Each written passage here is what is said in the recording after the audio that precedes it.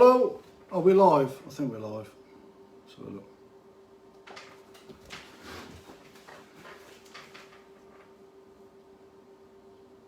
Just checking.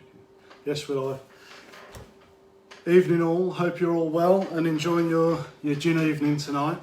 It's not hard really drinking gin for 2 hours, sounds good to me.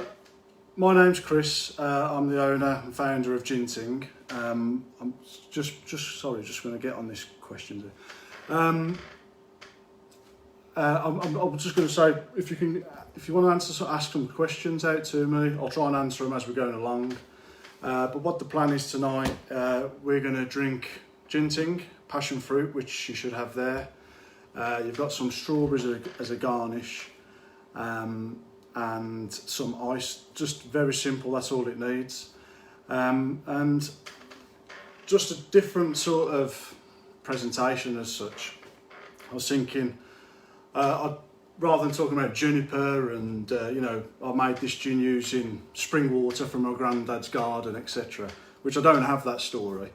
It was just to really tell you how GinTing started and how it's progressed 2 to 3 years down the line organically. And, as gin drinkers yourself, I'm sure that you've all tried mixing different types of gins, making your own gin.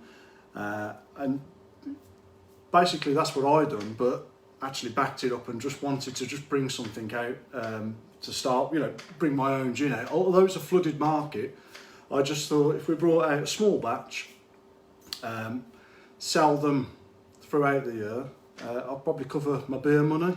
That's all it was. And as I explain the story throughout the evening, you'll see how things have changed and how we've had to adapt that.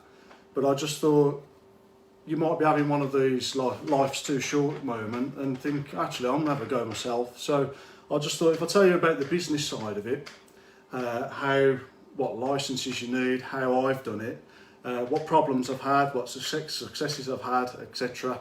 It might enlighten you into it and perhaps give you the push to actually have a go yourself.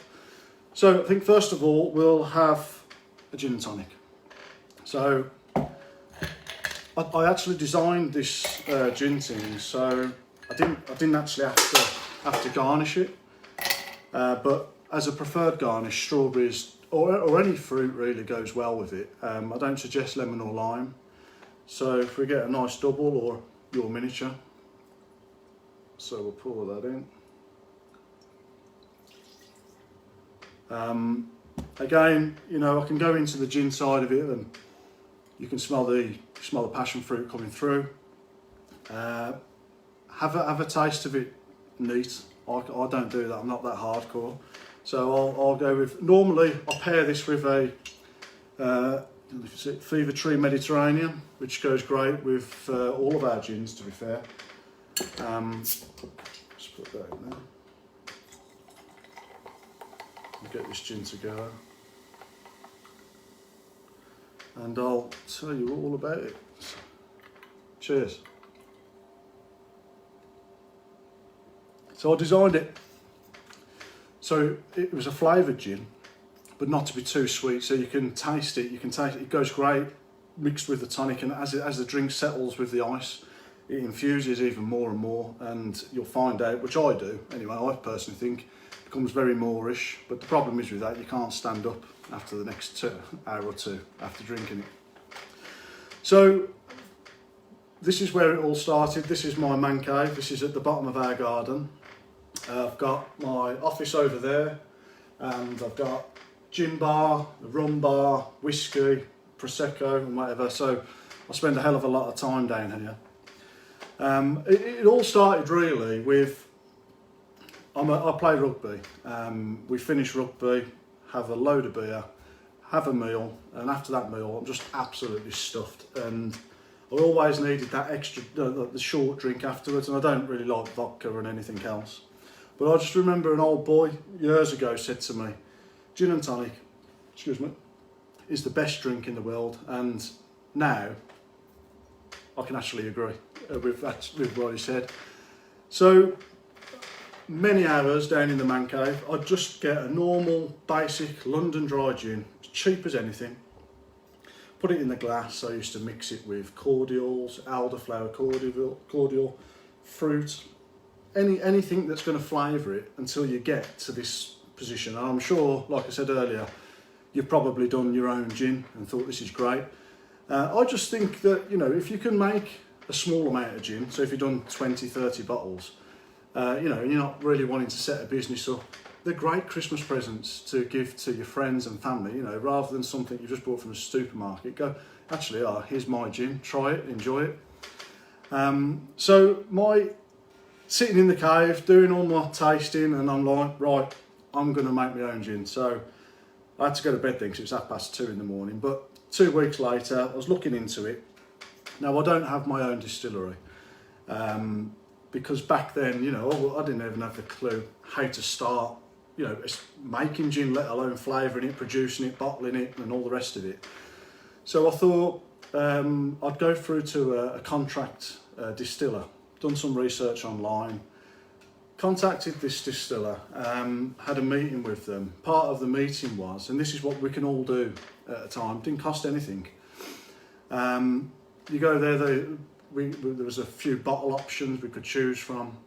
So I already had in my head, I wanted a nice big square, well, rectangle bottle, big face to it, because I had this picture in mind. This is, I don't know if you can see, a picture, that's me paddleboarding on the River Gannel. It's in a place called Crantock. It's a little village just outside Newquay in Cornwall.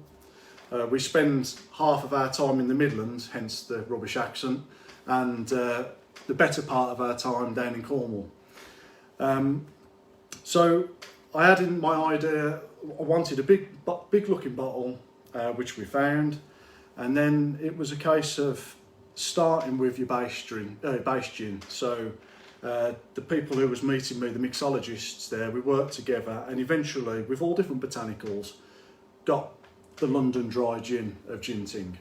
And then we introduced my flavour profile, which are passion fruit, mango and elderflower.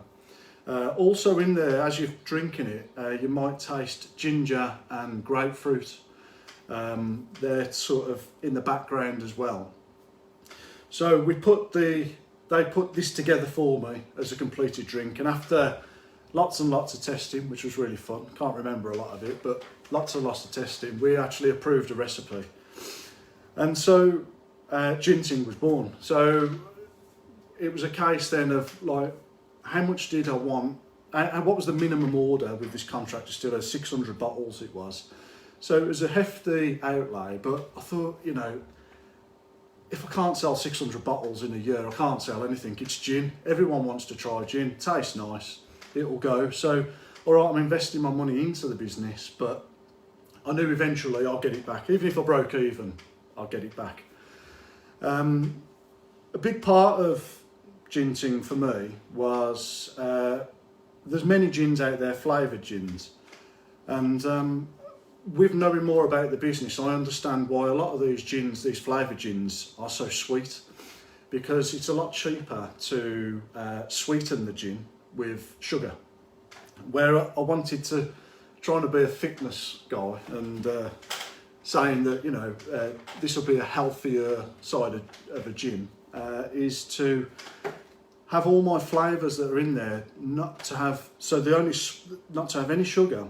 So the sweetness that comes through on the gin, the flavours and that, are all natural flavours. So there's, as I say, no added sugar, there's no allergens.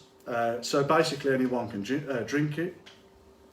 And this is sort of, I want it to be the base of GinTing, so the healthier option. It's 42.5%, so you know when you've had a few.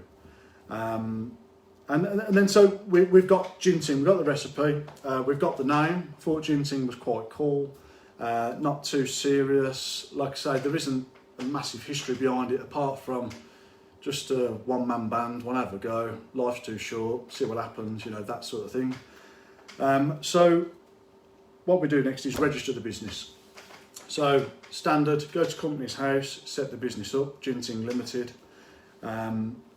Myself and my wife are partners in the business, and we're up and running. So I understood that we just buy gin from this contract distiller. I get it arrives, we sell it, and that's the job done. But it's a bit more complicated than that. Whereas one is you need certain licenses. So you need what's called an ARWS license, which is basically a license to prove you're creditable to distribute alcohol to different wholesalers. So part of that is a simple application online to the department. You get assigned a case representative. They then arrange a meeting with you. And in my case, because my business was at my house, my home residence, they come out to your house. They want to know who I am, if I'm responsible to be selling, moving alcohol. Wanted to see a business plan. So you have to prepare all this. It's quite a big thing, and it's worth going into detail about, because for them to come and have one meeting with you and tick it all off and go, right, yeah, leave it with us for a couple of weeks and we'll have your license. It's a lot, you know, it's worth the background work to get it right and make it work.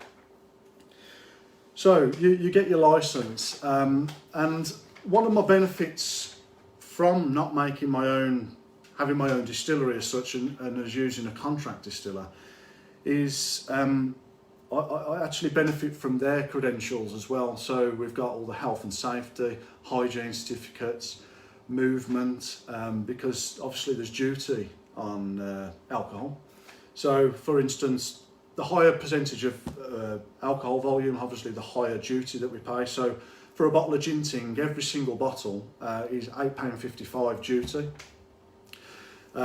Obviously very important regarding HMRC, that needs to be noted and moved across wherever the gin changes hands. So, and obviously, and the next benefit from working with a contract distiller was, fortunately, touch wood, and the way it's gone, how the business has grown so quickly. Like I'll explain a bit later, how I've actually relied on them more. So, business is set up, registered name, got our license, we've got the products, we know what we're doing, we've got the prices, we've set a retail price. One note that I did do, and it cost, I think it was about £250, was to get the name trademarked, because the worst thing that could happen is if you bring out, you know, an amazing gin that you lot are going to do, because hopefully one of you will do this, bring out a gin, and then you don't trademark the name or part of the brand, and then someone copies you. It's like it'd be crucifying to me, you know, for that to happen. So for the, I say a little, but £250, it's well worth the application. Again, just online, type in your company name, what name you wanted to register. What happens then is they put it out into the open for 12 weeks, so it can be contested by any other brand. You know, GinTing, I thought may have had some contested from Ting. I don't know if you know the grapefruit can, which coincidentally goes amazing with GinTing as a different type of drink. But it went through fine. We've got no problems with it, and it looks it finishes the whole business now. To have a registered sign next to your name, it looks a lot, you know, more professional as such. Excuse me. So the plan was 600 bottles. I'm guessing that it cost me between £13,000 and £15,000 to do. So it is a big outlay, and fortunately my wife backed me, went with it, sort of thing. And like I said before, the plan was if we can get rid of these 600 bottles within a year, it's not too serious, made a bit of beer money, and we'll do the same again next year. So going along the line, we launched on 2018, May the 4th, Star Wars Day. May the 4th be with you. And within 30 days, from a little bit of marketing that I've been doing with Instagram and Facebook, because that is a massive catalyst into getting your brand out there, because everyone, there's gin groups, everyone's after the new next best thing sort of thing. The 600 bottles sold within 30 days. So, you know, I thought, I'm onto something here. So reordered another batch of 600, another pallet arrived at the house, and we'd had pre-orders. we've had people drinking it from 18-year-olds, which didn't really like gin. 'Cause it used to be years ago, gin and tonic was an older person's drink, but obviously that market's changed. A lot of the younger people, they have, because they're not too keen on tonic, they have it with lemonade. But because it's just a nice moorish drink, it flies. It goes down really well. So after second batch, I started approaching wholesale companies, bigger ones in the country like Matthew Clark, LWC, but then also the smaller ones local to me, Cater 4. If you Google it, there'll be wholesalers everywhere, bookers, people like that. And I used to finish my normal job, come home, and then I'd do like 2 or 3 emails every day just to go out to different wholesalers, and obviously thousands and thousands of gins out there. It was a constant, no, we're not interested. What? Another gin, another gin. It's just, so you have a lot of, refusals and that, but then one of them will take you on, and when they start pushing it out there, it's a new gin, people like it, different profile, because no one had a passion fruit, mango and elderflower. There's a lot of people now copying it, but it's not as good. So they start taking it on, the name gets bigger, we do more work on Facebook and Instagram. Me being an idiot, different innuendos, trying to make people laugh. I think I'm funny, I'm not. And people follow us and then start drinking it. Being based half the time down in Cornwall, I went round all the local bars down on Fistral Beach. I don't know if you know Newquay very well. There's the Headland Hotel, Fistral Beach Central, all through Newquay. And I managed to get listed with St Austell Brewery. And following that meeting, we was just flooded then throughout Cornwall, because not a better place to drink it in the sun, by the beach. Just great setting sort of thing. So that happened. We had a great summer through the first 3 months or so from May, and then I had an email just out the blue from Witherspoons, and got this email: hi there, can you send us 2 bottles of your GinTing Gin to our head office? We want to just have a taste of it, test it out. And I thought it was my mates messing me around and whatever, but sent these bottles down. About a month later, I got an email from them: would you like to come down and present to us down in Watford? So, I've never done this before. This was just a man cave idea, and now I'm driving to Watford with 2 bottles of GinTing, bag of strawberries, box of ice, some little shot glasses, in my shorts and flip-flops, and I'm standing in a big room, and there's like 9 other brands there, big brands that all well-known brands. And I'm like, I don't know, I can't believe this is happening. And the response that we got that evening was just unreal. The buyers come over to me and just said, this is really good, we'll be in touch.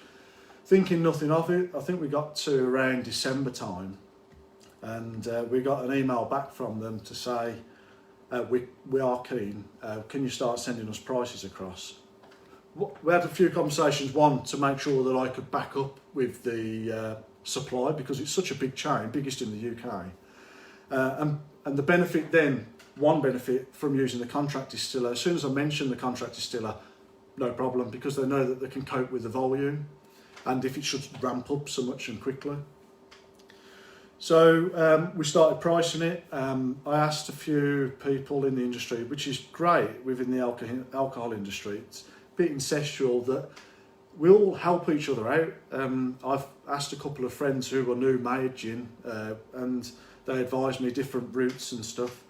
So part of my email to Witherspoons was to ask them, is it a May stock or a must stock? And a must stock would be served in every single Witherspoons in the UK. I think there's 900 and something bars, and it has to be behind every bar. Or a May stock would be, it's on their list to buy. So if your local Witherspoons wanted it, they could purchase it from their buying department. Sent the prices over, done a bit more talking with them, and then I think it's about 3 days before Christmas of that year, we done the deal. We had the deal. Couldn't believe it. We got a must stock, My brother-in-law who works with me, I'm running around his office, I'm jumping in the air, I can't believe it. And with the intention then was we entered Witherspoons on Valentine's Day the following year, in February, into their festival that they do, which is really quite good.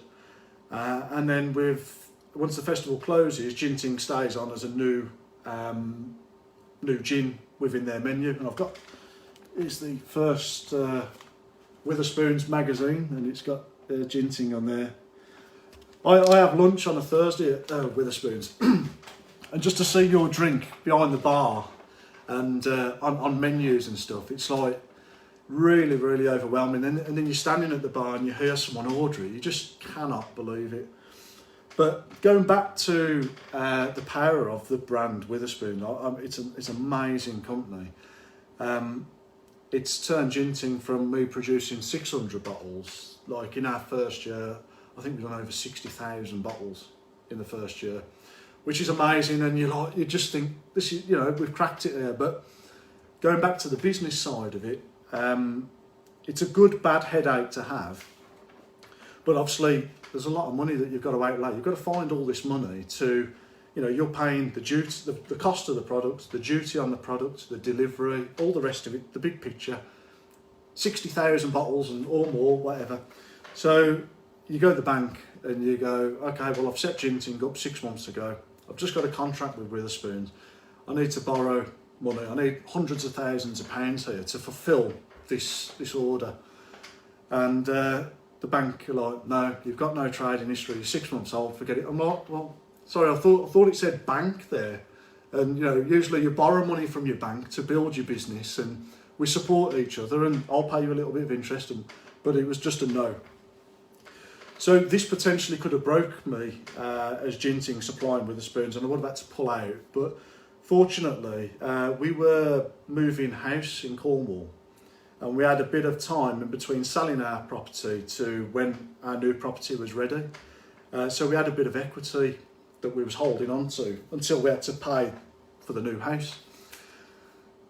Pinched it out of the equity, put it into GinTing, and I was hoping I had like a 3-month gap to start supplying the big volumes, and then hopefully bank rolls through, get the money back, pay the house off, put it back into the house, don't get an earache off the missus because we haven't got the other house, and it all went hunky-dory. And fortunately, it did. It all worked out well, and it's grown and grown and grown from there. Part of setting up the business, I created a website. I've just done it through Shopify. I found it really easy to do. I pay £25 to £30 a month for the Shopify platform. It is actually a template, so you can add in, like I'm doing just a couple of products. There's a template just for that, so you insert a picture there, a bit of writing there, and it's really easy, and you get feedback of how many people are using it, sharing it, what they've done on your website. And it was really good, and the feed from people knowing more about it from Witherspoons, I was coming home from work, normal work, and then packing up lots of boxes of gin and sending them out. But what I've done now is I use a forwarding distributor called Masters of Malt. And so when you go on the website now to purchase, it links you through to their website, and they distribute it all over the world. And to my surprise, all my range actually got sent over to Australia. And I think they've been in Italy and different places like that, which is like unreal. So we've off the back of Witherspoons now, all these wholesalers that was going no 6 months ago, I send them the email now, and they're like, oh yeah, we'd love it, because you've raised that awareness and people know who we are.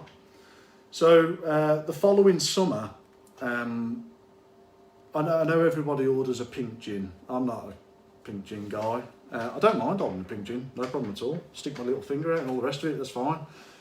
But I decided to bring out a berries gin, which is our GinTing berries.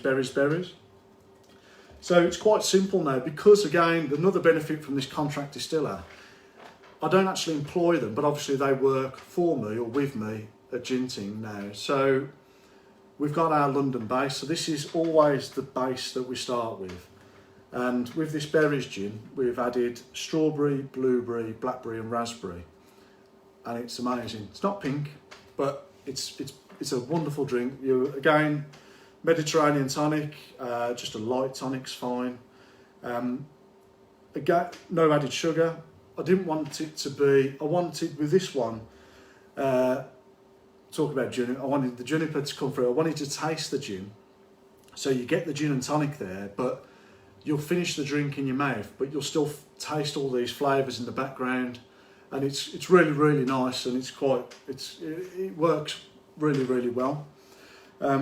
So we brought that out because of the success of passion fruit. They automatically take berries on then, and now we're starting to move further and further into creating different range extensions. And over the time, we've been in the industry doing different events. Everyone's saying rum's the next thing, flavoured rum. This time next year is going to overtake gin. So going back to my distiller, I put that out there that I wanted to do a flavoured rum. I don't actually like rum, like I didn't like gin until I've made it, so I liked it, sort of thing. And so they came back to me with Caribbean rums. There's all different types, spiced, flavoured vanillas and stuff like that. We found a Caribbean rum that I was happy with. And the easiest route for me was to just replicate the exact same recipe from GinTing passion fruit, but with a rum. So now RumTing's born. Again, like I said, I didn't like rum. This drink, it's nearly my chosen drink now. It's a balance between gin and rum at the moment. I try and do both, but I can't see colours, so it's just a nightmare. But you have the rum with lemonade, or I've been using this again with Fever Tree as well. It's the Sicilian lemonade. With the lemons coming through, it's just really nice. Problem is, you can't taste the alcohol in it, so you're sitting there drinking it, and again, you go, oh, can't stand up, sort of thing. So with the rum coming through, again, people have taken it on wholesale as well, and this year we're trying to get it into some pub chains and off trade and different like supermarkets and stuff, trying to progress that way. With both the gin and the rum, I entered gin into the GinTing into the World Gin Awards, which we received silver for flavoured gin, which was amazing. Couldn't believe that. And then just this year, we entered RumTing into the Spirits Business. Spirits Business is a big magazine as such out there. A lot of the industry read and stuff, and they do their own awards. And I entered RumTing in there, and it got gold in the Masters Awards, which again was just can't believe it. I'm like, where's this coming from? So moving forward, we're going to bring out some more rums and gins. So we've got currently GinTing passion fruit, GinTing berries. I'm going to bring out the base gin, the London Dry. Probably one of my favourite gins, to be fair. I do like just a standard gin and tonic. There's a lot of people out there that aren't really keen on the flavoured gins, but this as a London Dry, it's excellent. My old man says it's quaffable, and I presume that means you're just firing them down, sort of thing. It's very Moorish. Following on from that, we've got rum. Obviously, RumTing passion fruit. We're going to do RumTing berries, and then a spiced rum, which is like cinnamon, vanilla. This will be your rum and coke that you'd normally order. Whereas the other rums, I prefer to go for lemonade or a ginger ale or something like that, just a bit lighter. We've got a tequila coming out as well, so that's going to be coming out hopefully in the summer. Doggone tequila.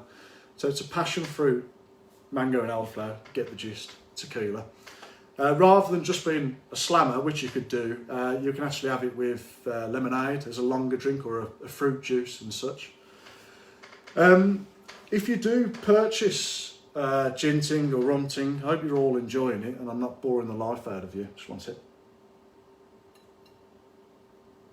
What time are you on? You can purchase online through the website www.ginting.co.uk. What I'm currently doing at the moment is a promotion On checkout, if you enter the code Gin Rum Covered, the whole idea was to give you free delivery. It gives you £4.89 off the bottle. But the mistake is it gives you £4.89 off every bottle that you've got in your basket. So if you've got 4 bottles, you're getting £4.89 off all of them.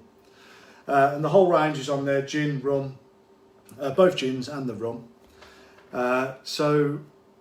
That's till the end of April. So I think middle of next week that offer finishes. But it's currently out of stock, Rumting is, but it's going to be fulfilled on Monday. So we're all back in stock on Monday.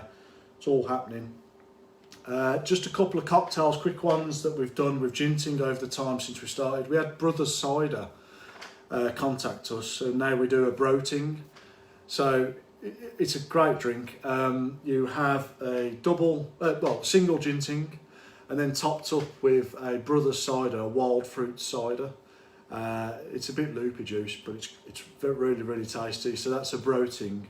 And with both of the gins, just a shot of GinTing, either of them, and then just topped up with Prosecco and just drop a strawberry inside. Again, lovely drinks. I don't think you can have too many of them, sort of thing.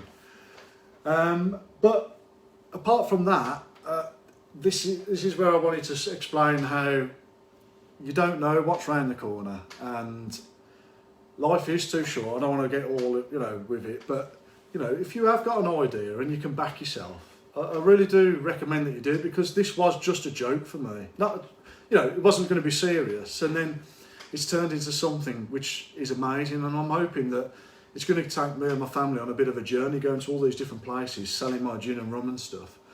And I think that if you have got this idea to do something, whether it's gin or rum, find out the details, back yourself. I can't really think you can go wrong with it, because you'll always sell it. So all you're doing is literally outlaying the money until you've sold it. So if you can cover that for the short term, it's worth doing it. So I hope it's inspired you in a way, and I hope you've understood what I've said, because my accent's terrible. I hope you enjoy GinTing, and I hope you're all safe in these crazy times. The weather's helped, and gin goes down quite well when the sun's out. So I hope you've enjoyed it. You take care, and hopefully I'll see you all soon, and have a GinTing when you're out. Really appreciate it. Take care. Cheers.